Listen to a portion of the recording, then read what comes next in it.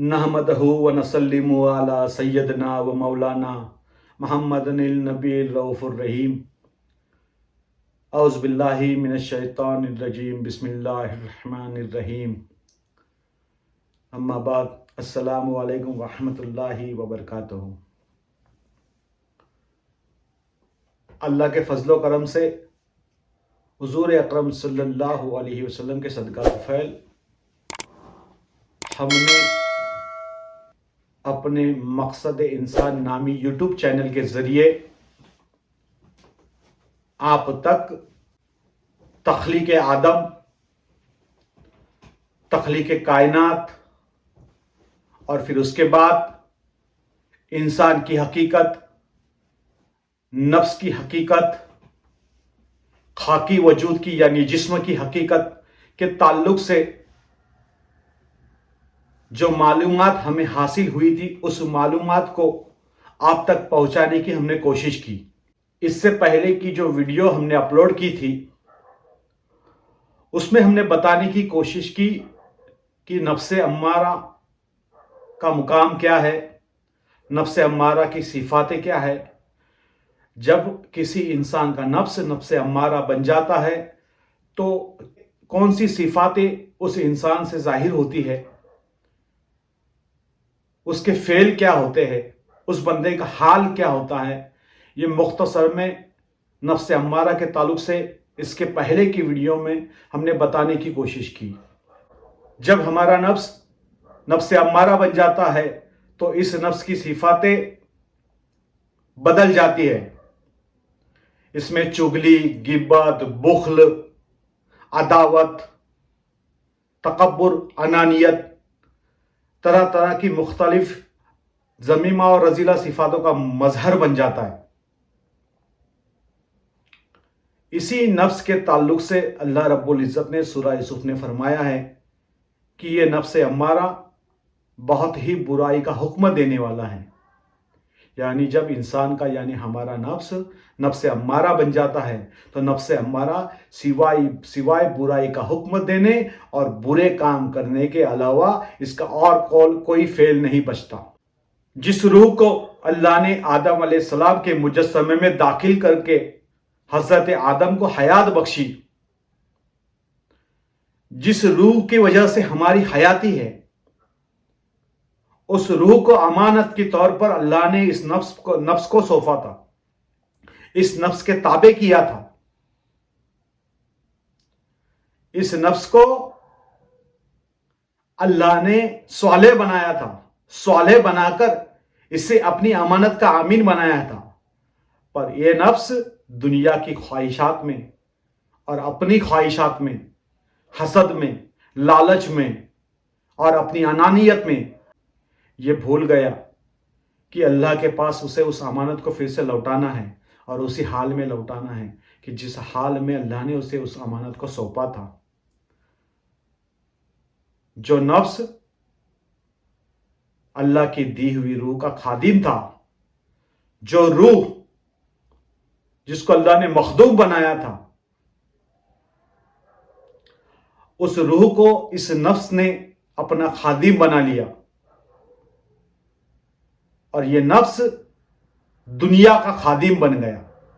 हजरत मौलाना रूमी अपनी मसनवी शरीफ में एक हिकायत के जरिए हमें समझाने की कोशिश करते हैं कि रूह का मुकाम क्या था और रूह क्या हो गई, नफ्स का मुकाम क्या था और नफ्स क्या हो गई, ये दुनिया की हकीकत क्या है और हमने क्या हकीकत समझ लिए। तो इसी हिकायत को मैं फिर एक बार आपके सामने अपनी आसान ज़बान में और अपने अल्फाज के ज़रिए आपको समझाने की कोशिश करूँगा। और इस हिकायत के ज़रिए हम ये जानेंगे कि रूह, नफ्स और दुनिया, इनकी हकीकत क्या है, ये क्या थी और क्या हो गई। मौलाना रूमी ने अपनी हिकायत में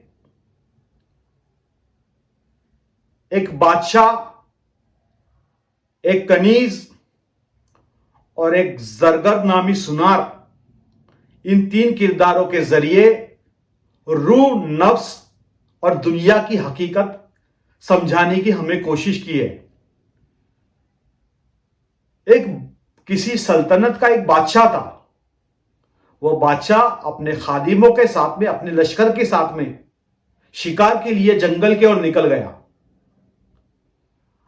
जब वो जंगल की ओर पहुंच गया तो उसकी नजर एक औरत पर पड़ी, एक कनीज पर पड़ी, जो कनीज निहायत ही खूबसूरत थी। उस कनीज पर जब बादशाह की नजर पड़ी तो बादशाह का उस कनीज पर दिल आ गया।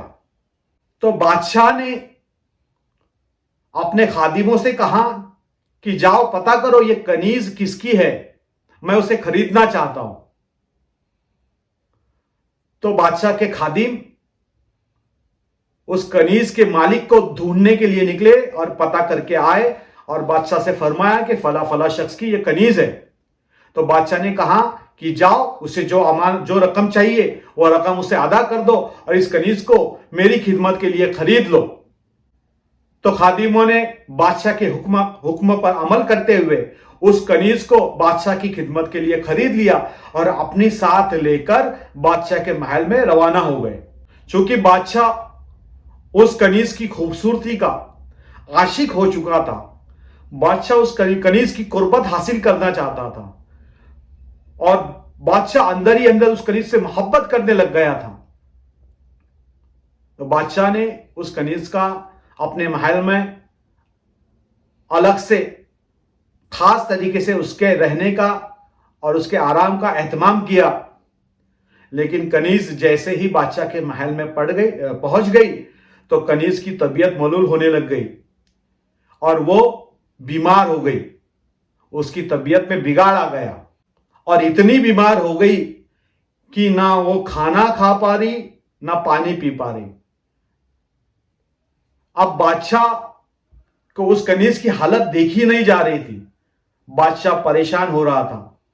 बादशाह ने जिस नीयत से उस कनीज को अपने महल में लाया था, जिस नीयत से उस कनीज को खरीदा था, बादशाह का वो मंशा पूरा नहीं हो रहा था। बादशाह उस कनीज की कुर्बत हासिल नहीं कर पा रहा था और बादशाह उस कनीज से मोहब्बत करने लग गया था, उस कनीज का आशिक बन गया था।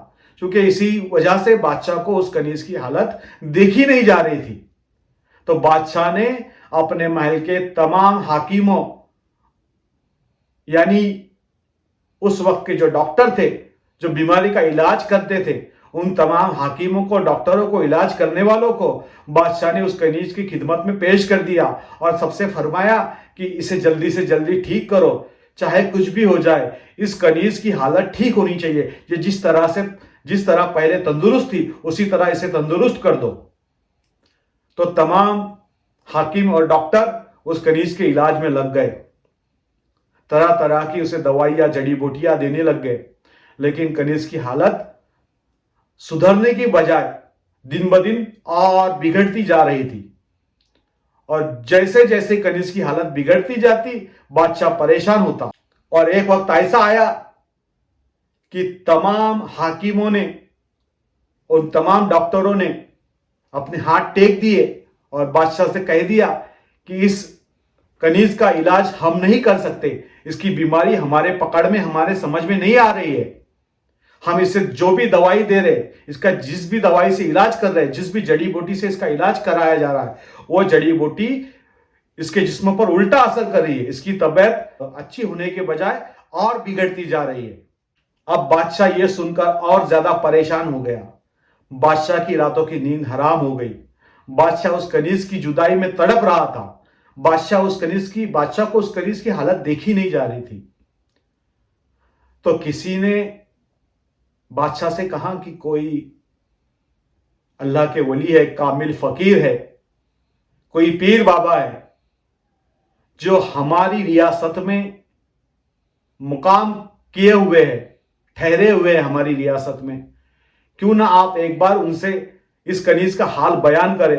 हो सकता है कि आप इनके लिए कुछ, इस कनीज के लिए कोई दुआ कर दे या कोई इलाज बता दे और कनीज ठीक हो जाए।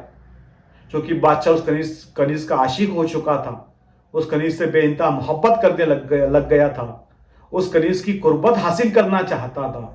तो बादशाह ने भी देर न करते हुए फौरन वो कामिल फकीर जो अल्लाह वाले थे उनकी बारगाह में हाजिर हुआ, उनके सामने मौजूद होकर सलाम पेश किया और सलाम पेश करने के फौरन बाद उस कनीज की हालत को आपके सामने बयान किया। और बादशाह वो अल्लाह वाले से बड़े इल्तिजा से और दर्द भरे अंदाज से फरमाने लगा कि आप कुछ भी कीजिए, इस कनीज को ठीक कर दीजिए, बदले में चाहे आप जो कहो मैं करने के लिए तैयार हूं। तो अल्लाह वाले फरमाने लगे कि मुझे बदले में कुछ नहीं चाहिए, मैं अल्लाह की मखलूक की खिदमत करूं तो इसमें मुझे बड़ी सआदतमंदी हासिल होंगी और इसी नीयत से मैं उस कनीज का इलाज करूंगा, लेकिन उसके लिए आपको मुझे उस तक लेकर जाना पड़ेगा।